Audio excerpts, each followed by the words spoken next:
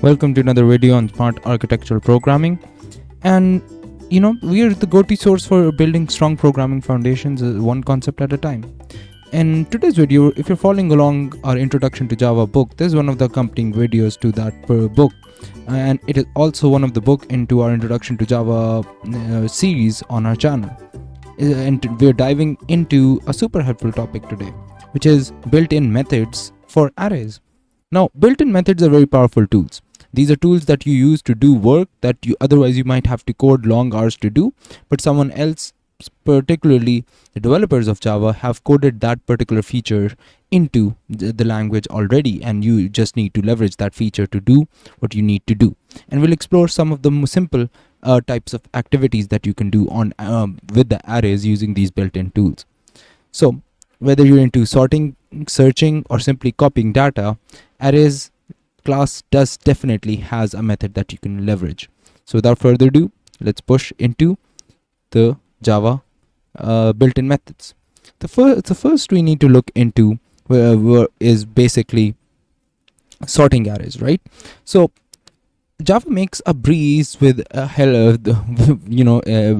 makes it easier for us to sort arrays using array.sort built-in method that you can see right here, right?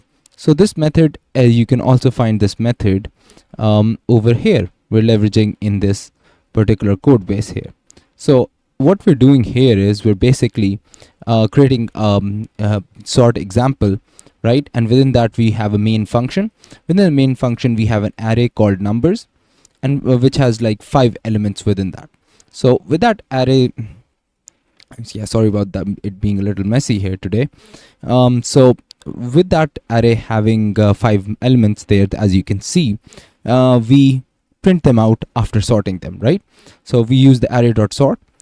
It basically sorts this array out, which is 52813. It's definitely not sorted. After sorting it, it would basically come out as 1 2 3 5 8, right? So important aspect to understand here is that array.sort uses a dual pivot quick sort algorithm for primitives, which is very fast, efficient, and uses less resources. This method sorts the arrays in place, and it's optimized for performance focused basically. So that's how you sort arrays, and this is one of the methods that you can use to sort arrays in Java. Next thing we need to focus on is searching with binary search. So I'm not going to go too deep into what binary search is. I'm going to work on the assumption that you already understand what binary search is and how to leverage it. So here what we're going to be doing is we need to find a value quickly. So we use the arrays.binary search function that you see here, right at the heading here, and then we use it here as well. It's array.binary search right here. So we use this function to do a quick search up of the value and find the value that we're looking for. So if you look here, we have an unsorted array here, and it returns the index of the element found or a negative value if not found. Efficient and effective, and for us to quickly move forward and focus on the next thing. We're just copying arrays with the copy of function as well as the copy of range function. There are 2 functions here. I'm just going to quickly go over their features. So we just make a copy of an array here. These methods are perfect when you want to need a CF duplicate or just a slice of your array.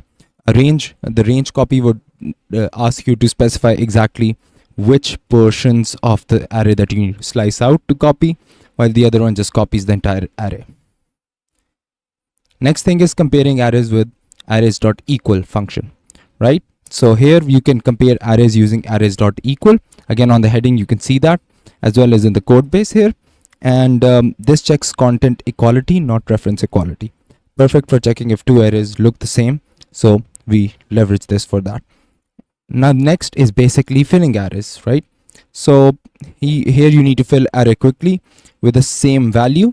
Then you use arrays.fill. You give it a value that you want to fill, give it an instruction, go forward and fills your array.